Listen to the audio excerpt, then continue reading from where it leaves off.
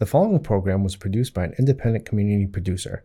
The opinions expressed do not necessarily reflect those of the ECAT staff or board of directors.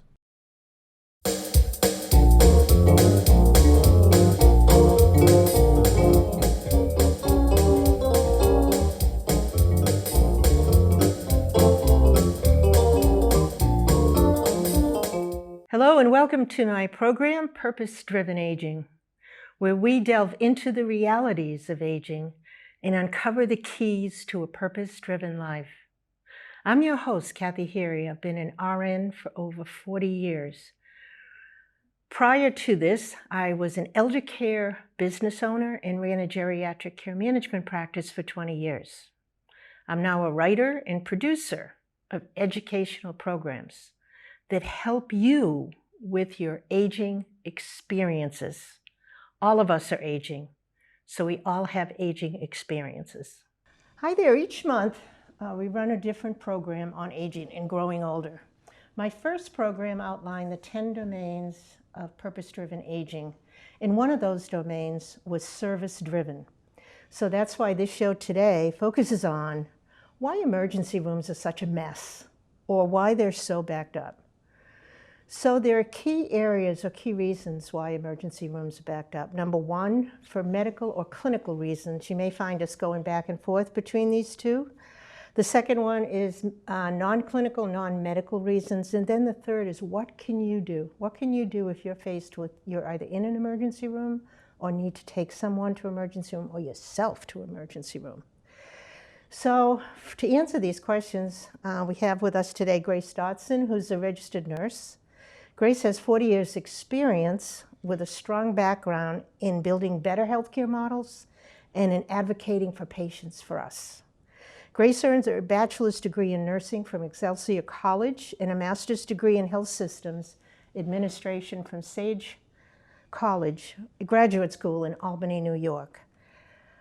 Grace has held leadership positions in case management in different parts of the country. As a matter of fact, that's how I met Grace when she came to the South Coast area.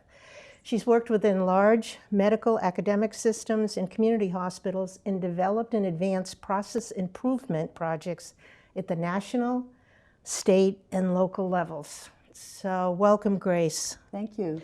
So it's no secret to hospital emergency rooms, right? They have significant challenges because they are the hub. Absolutely. Actually, the only way and the only where for people to go who have urgent care needs. And as of late, even primary care needs, because people don't have access to physicians. Absolutely. So ERs, we expect them to manage us patients efficiently, effectively, and move us either in or out or beyond and take care of us. But now we find long wait times. We find overcrowding. It's crazy. So can you tell us a little bit about why we're facing this? Yes, and in fact, recently a local community hospital in New Bedford was, facing a crisis with ambulances backing up, and that was in the Boston Globe. That, sometimes hospitals have to do what's called diversion to actually send people out to other hospitals, and they try and avoid that and work very closely with, the state health agencies. But it can be a crisis situation, and there are other factors that sometimes drive people into the emergency department. Maybe the weather. It could be the high humidity levels and poor housing situations with limited access to air conditioning or medications. Maybe they left the hospital, they didn't get their meds filled. But there are other reasons why people are turning to the emergency department, and sometimes it is lack of access to a provider that's in network, or they live in a rural area where there are limited options for urgent care centers or clinics, and they end up coming to the hospital out of desperation, if you will. Because they have nowhere else to go. Yes. Right? Yes. So we know that's true with, someone who's having a heart attack or might have broken a bone or sustained a car accident. What about mental health? I know there are problems in the mental health area for people to go, even less so than physical. Can you talk a little about that? Yeah, so especially over the last 4 years with the pandemic, there has been an increase in behavioral health needs in the community. There's a lot of folks who are struggling with anxiety and that could be compounded by having a medical condition, a chronic illness. There are also shortages with inpatient care for behavioral health and long waits sometimes to get in to that level of care, or waiting for authorization. If a person has an insurance plan that requires an authorization to get the person moved from the hospital into a behavioral health inpatient unit. And so there definitely is a demand, and it's even more of a crisis actually for younger people because it's a specialty service. So. And you know, I've spent a lot of times in ERs over the past year with the family members. So one of the things that we look at, we think aging populations, right, are driving a lot of the overcrowding in emergency rooms. And I didn't find that to be really true. Yes. Can you talk a little bit about that? Yeah, actually, I think there's a larger population who are, you know, they're faced with overwhelming social situations that they may be impoverished, they may lack family support or community supports. They're not sure where to turn or maybe how to use computer resources, like, for example, Epic is an electronic medical record that offers MyChart. And maybe they don't know how to use that or who to call when they're in crisis, so they turn to the ED. And EDs are dealing with, you know, a lot of people coming in crisis, but they don't necessarily need to be admitted, but they need to be treated. There are more, the benefit of, or the good thing that's really come about after the epidemic, is the increase of remote services, telehealth, such as counselors who are available to do one-on-one counseling through a Zoom video. Yeah. However, those are services that can't be put together immediately. Yeah. So that requires, again, insurance authorization and getting that service set up and a doctor to order that. And I think, you know, just for clarity for the viewers, ED, emergency department, and ER, emergency room, they're the same thing. We use these interchangeably. Yes. And in those terms. And one of the things I wanted to kind of look at is when somebody's having, even if someone has access to telehealth at home, and it's late at night, middle of the morning, you know, and you don't know what's emergent and what isn't. And I know we're going to talk about this a little bit later. Yes. But, you know, if you come to the emergency room, what can you expect? I mean, do we all just walk in expecting it to be crowded and we're going to be there for hours? That's a good point, because I think a lot of times people expect first come, first serve. Almost like coming into, you know, a hotel or a restaurant, and it is not like that. So the staff with the emergency department, they are triaging, which means they are looking at the level of illness. When a person walks in, and, you know, they've got a stomach ache, how ill are they? So they're getting a mini assessment. Can you give an example of what you mean by triage? Yeah. Maybe two cases that maybe one might have been waiting longer, Sure. but the other one comes in as more urgent. Absolutely. So two examples, and maybe they occur at the same time. Somebody, you know, drives their wife in, and a wife is having stomach pain, but at the same time an ambulance is arriving in the back of the emergency department, and that person has crushing chest pain. They are short of breath, and they're being monitored. They are showing signs of having a heart attack, if you will. So that person is getting immediate care and, you know, put onto monitors and maybe going up to the ICU soon to be monitored further. However, in the waiting room, again, they could have a mini assessment and they're considered to be stable and someone's going to check on them periodically, but they may sit and wait while somebody who walks into the emergency department and, you know, comes in afterward, they've got a stab wound. Yeah. And they are bleeding. They've got an urgent, life-threatening situation, and they go right in and they get a room in the back of the emergency department and immediate care. So it depends on the level of the severity of how the person presents and the healthcare team doing that assessment and deciding who's going to need care first.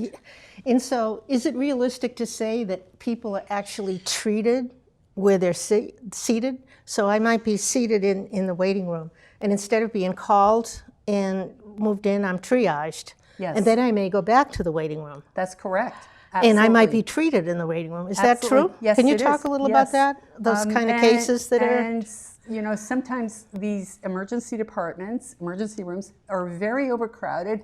And so they're, to make space, they may bring somebody back and take their vital signs. They're taking their blood pressure. They're looking at how they're breathing. They're, you know, if they have a wound, they're looking at all of this. How stable is this person?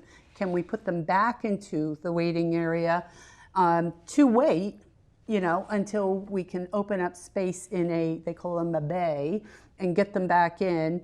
And they may wait a few hours. So Yeah, and that's what we find, you know, that even if you get in and get a room in a bay or whatever, you still wait, and you Yes. wait. So one of the things I've noticed that I think we all face, and maybe you could talk to a little bit, is even when someone moves from the waiting room into an emergency room, either a hall bed or Yes, a bed. yes. There's still going to be a wait time for the Absolutely. disposition. Yes. So what are some of the reasons once someone gets in why they still have to wait? So for example, testing. Somebody comes in and, you know, the doctor's concerned, let's take a look at the heart rhythm. We want to do an ultrasound of the heart called an echocardiogram. They may need to wait. The technician is busy. The technician has other patients, maybe upstairs in the house, as we say. And so again, the patient may need to go back out to the waiting area to wait to have that test ordered and to have the test done. Or they may have had the test done and now they're waiting for results. And the doctor is looking at the results of the EKG or the echocardiogram to decide, does this patient need to go upstairs or can we treat them and release them back to the community? Okay. So a lot of the waiting once you get in is the diagnostic test. So the medical team can kind of figure out the best disposition, whether it's admitted to the hospital, whether it's transferred somewhere else, or whether it's sent back home, maybe with services. Yes. Right? Absolutely. Well, just And lab work, sorry. for example, that's, you know, often a basic need. They will draw a panel of lab work, blood work, to see what is going on with electrolytes and really look at the patient. But again, they have to wait for those results to come back. And I know they can take hours, I can Yes. tell you. Recently, I have had a lot of experience as a patient with family members. So just to shift a little bit here, let's move away from the medical, the clinical, and let's look at some of the non-medical reasons why the ERs get so backed up. So things such as what type of insurance someone has. Yes. Or maybe they don't have any, but Yes. ERs are still expected to treat and stabilize, correct me if I'm wrong, Absolutely. every patient who walks in, no matter what their insurance status or ability to pay. There's also the absence of maybe a personal representative or an agent, such as a healthcare proxy, and then maybe guardianships becomes an issue. Can you talk a little bit about insurances and how they play into this overcrowding and Yes, craziness? certainly. So, for example, with Medicare, there are a lot of different types of Medicare plans out there, but one of the popular plans that people often purchase, and it's quite costly, is a Medicare Advantage plan, and that could cost $700 or $800 a month extra in addition to have that type of plan. But the drawback or the disadvantage to the Advantage plan is that the 3 Ds are possible: delays, denials, and sometimes a diversion. And by that, I mean, Yeah, can you explain that a little bit? Just to clarify, delays are prior authorizations and the nightmares and things that we hear about. Yes. Because it has to go back to the insurance company and they have to decide whether your doctors are giving the right That's advice. right. Level of care, yes. In denial is an outright just say, you know, we're not going to cover that, be it a service or a medication. That's correct. So talk a little bit about how insurance plays into diversion. Well, diversion, in other words, the doctor has said, you know, this person could go right from the ER or the emergency department upstairs into an acute rehab unit, and I could see this person really benefiting and improving their functional status by having 3 hours of therapy a day, and intense care from nursing and doctors, the whole team, the physical therapists, and they're advocating for that patient to have that. But the insurance company may come back and say, no, we're going to pay for a lower level of care. And that's what I mean by diversion. In other words, the doctor who has eyes on the patient is saying, my patient needs this level of care. But the insurance company is saying, no, we'll pay for this. Now, you see that with medications too, right? Yes, You know, that's the correct. step therapy and things like that, when a person may not be taking the right medication and end up in the emergency room because what was ordered isn't being taken because it wasn't approved. Yes. Can you talk a little bit about how often that happens? Well, medication errors, if you will, are a prime source or a prime reason for people coming into the emergency department, especially after being in the hospital, going home. That can be a time of a lot of changes and chaos, and things happen. People didn't get to the pharmacy, or the pharmacist didn't get the prescription, or the insurance didn't cover the prescription, and now they're calling to the provider to write a different prescription. These things do happen, and sometimes the patient suffers and doesn't get the right medication, ends up back in the hospital, or the patient gets a medication and doesn't recognize the name of the medication is actually the same one they have at home. So they start taking their meds that they were taking prior to being in the hospital and the new one, and they're double dosing. We see that often. I bet you do. Now, when insurance doesn't pay, or if somebody doesn't have any insurance, they may be Medicaid eligible. Does the ER also help someone obtain coverage if they don't have coverage or have inadequate coverage? How does that work? Probably not the best place to do that is in the emergency department, because that's kind of a crisis-oriented environment, if you will. But people come in like that, But people do come in.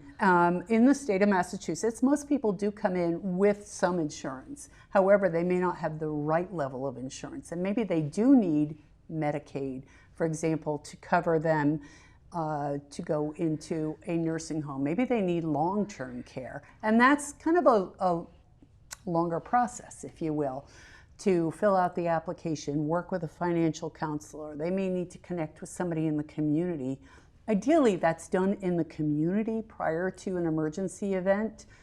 It's usually predictable that the person's going to need long-term care, but sometimes those needs are not addressed and the person arrives in crisis. And you mentioned sometimes they arrive alone, confused. They have nobody to speak for them. They don't have advance directives. By that I mean they haven't filled out the paperwork for their who's going to speak for them, in other words. And this is a good segue into the whole guardianship thing. So can you just define what people need if they show up in an emergency room? And, we're not at our best when we go to the emergency room. So sometimes we might be temporarily incapacitated due to an accident, or something's happening to us medically, like a heart attack or stroke. So how does this work when you're in the emergency room? You have someone there that needs care, and yet they can't really speak for themselves. Well, in a crisis, an emergency situation, the care team will provide emergency care for that person. But then once they're stabilized, you really do need to have somebody who is legally able to make medical decisions for them. Ideally, people have filled out advance directives in advance, and they have a copy with their family at home. They have a copy at their provider's office. Maybe they bring a copy with them if they end up going to the hospital. And then the hospital staff would scan that into the electronic medical record, so it's there. And it can change too. That's the other thing. It can change. So they may, name their niece 4 years ago, but now they want a different person, and they, get those forms filled out. But that really eases the process as to avoiding delays, with providing the care or the level of care post-hospital stay for that person. And what happens when you how do you get into a guardianship issue when you have people in the emergency room who, for whatever reason, aren't able to speak for themselves or who have not done any preparation like this? Yeah, those are sad situations, and they do occur, unfortunately, on a regular basis. And sometimes you have an elder who is, has been living very independently. And 3 out of 5 people age 80 and older live alone. So maybe they've, felt very healthy and they haven't taken steps to do advanced directives and name somebody who to contact in case of an emergency. And if they arrive and once they're stabilized, but now they're not improving, and now maybe they need to go into a skilled nursing facility, but there's nobody to sign them in. They don't have a power of attorney. So the hospital, will make effort to try and contact family if they can find anybody. But if not, they're often working with the court system. So a social worker representing the hospital may go to court before a judge to represent the patient and appeal to the judge to appoint a legal guardian. Now that legal guardian may be a stranger to the senior, but they are working on their behalf to be able to make decisions, to be able to maybe appoint somebody to be a power of attorney and take care of financial matters, because you have to have a pay source too, and somebody to sign them in if they need to go to rehab, for example. It does get to be a mess. I can tell you from working years in this area where I worked as a geriatric care manager, people without any agents, if you haven't done it, look at it today. It's a relatively easy and inexpensive process if you start early. So now, here we are. So what is it that people can do? Like if it's myself and we're talking about this, what can I do for myself? Where do I get information? I know that when we were talking, you talk about self-advocacy and being in the emergency room and expecting people to come and take care of you without speaking up. Can you talk a little bit about that? Very important to advocate for yourself, or if you're a caregiver, advocate on behalf of your loved one to make sure that, things are being addressed. And, you're not sitting there for 12 hours, unfortunately, and your care needs are being met, and that you have an idea of what to expect. Will your loved one be going back home? Will there be home care services in place? So it's kind of like the squeaky wheel, right? Yes. If you're in there and you're not getting attention and no one's coming to you, don't assume that they're going to. Just assume that things are so busy and so frenetic that if you don't speak up, you may get forgotten. Yes. Unless you're in crisis. If you're in crisis, then people are all over you, I can tell you at that point. Absolutely. But after things calm down, there are other crises that come in, and it makes it more and more important that you speak up. Yes. And I know that we've talked about, where do people go? What do people do? Urgent cares have kind of come up, and they're popping up all over the place. Sometimes they're in a pharmacy. People think that they're primary care. They're not. So when would you use a primary care? When would you go to urgent care? And when would you go to the emergency room? How do you help people sort through that? Yeah, interestingly enough, a family member recently had this situation over the last few weeks, back and forth with the primary doctor, back and forth to urgent care 3 times on 3 different antibiotics. Keep changing the antibiotics, try steroids, not improving. And through encouragement, I know you don't want to go to the emergency room. This is a case where sometimes you have to take that action. You have to go to the emergency room. You have to be able to be succinct and explain. And this person had a spouse who went with them and could advocate and say, here's what's going on. For example, shortness of breath. You've got pain in your chest. You're not improving. You have tried antibiotics and 2 days, 3 days have passed. You're still having a fever. You are still coughing and having chest pain. You're not improving. Go to the emergency department. if your doctor is not available, Yeah. if your doctor tells you to go to the emergency department, do it. You know, I know people don't like to do it, but there are times where you need to. One of the things I learned is if somebody's complex, like say you have a complex cancer patient who's got maybe at home care and is developing symptoms. And there was an example of this person went to urgent care thinking she had a urinary tract infection. And urgent cares are not set up to manage complex care. That's correct. What are they set up to do? So they can do chest x-rays, for example. They can do an assessment. So they'll have providers, doctors, nurse practitioners, physician assistants. They will have staff who can provide mid-level care, for example. They can do stitches. They can, you know, address injuries that are not life-threatening.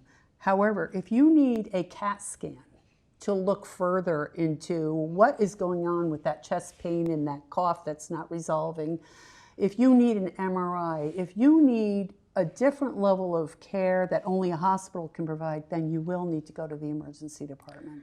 So it seems like it's just fragmented. The urgent cares are just another piece of the continuum that kind of plug in, but they're not connected to anything. So if you just have a problem, then urgent care would be helpful. But they're not 24/7 either. No, they're not. And that's another issue. You know, across the board in the South Coast area, there are many urgent care centers. Almost all of them close by 8 p.m. So what do you do when it's 9 o'clock and you have an issue? Yeah. People go to the emergency department. Yeah. And that's the thing, and primary care is the same way. You know, you call at night, overnight, and you usually get someone who's covering. It's very rare you get your own physician who's on call. Yes. And, you know, what do they tell you to do? Go Yes. to the emergency room if you're uncertain. Yes. And so everything we have in our healthcare system points us to the emergency room, because that is like the default, if you will, of everything else. Yes. So, Grace, is there anything else you want to add to this before we get ready to sum up our little chat here? Again, I would encourage people to look at advanced directives, talk with your primary care provider, and if you don't have one, get one. Really important. A lot of physicians are getting to the point where they're retiring, but who's coming up? So make sure you have a primary provider who can speak to you and your care needs if you go to the hospital, because oftentimes it's not your doctor that's going to see you in the emergency department. It may be the hospital's staff doctors who are hospitalists, who are emergency physicians who are going to see you, and they may make a phone call and talk with your doctor, but make sure your medical record is complete. You have a relationship that's established with a primary care provider. You've done the advanced directives. You've got somebody who can speak for you if you can't speak for yourself. Yeah, I think, you know, to recap some of the main points here, you know, we looked at some of the medical and the clinical issues that, you know, contribute to this. And one of the things that's best to do is to maintain a relationship with a primary care physician that has an online medical record. Yes. So you can check in and check out. If you ever have to forward something or it's there, at least you know. Sometimes, in all honesty, your MRI result or your blood test is there before the physician even called you. Yes. And so I don't advise to do that if you're looking at something kind of horrible. You know, it is there. It's a wonderful tool to use. So medically, it's about that relationship over time. And also to understand that if you do need to use an ED, emergency department, or an emergency room, expect to wait unless you have an emergency situation. And if you are short of breath or if you are having problems, 911 is the best way to get in, because ambulances get first come, first served, as Grace said. Absolutely. It's about the triage process. And ambulances call in ahead before they arrive, so the staff kind of know what's coming in and they're preparing for it, unlike just showing up at the door. And then finally, I mean, in addition to that would be the insurance. What does your insurance cover? Especially commercial insurances, if you're not on Medicare, or if you're on a Medicare Advantage plan, they're out-of-pocket cost for using emergency rooms. And they can be as high as $500 or more, right? Yes, that's correct. And, you know, getting started. And most of all, in addition to being prepared to wait, be prepared to speak up. Speak up for yourself. Well, Grace, thank you so much Thank you, for Kathy. being here. This was really, really helpful as someone who's recently gone through it, and for all of you that go through it all the time, unfortunately. Purpose-driven aging isn't just about getting older. It's about living each day with meaning, making a difference in the world. It encourages us to approach life with purpose and passion and intention. And that's why I cover segments of these 10 domains each month. So today we looked at why emergency rooms are so messed up or so backed up or crowded. And there are reasons. There are reasons. So we'll see you next month as we focus on topics and areas that confuse many of us as elders, as family members, as providers. And until then, take care and embrace your journey as you age.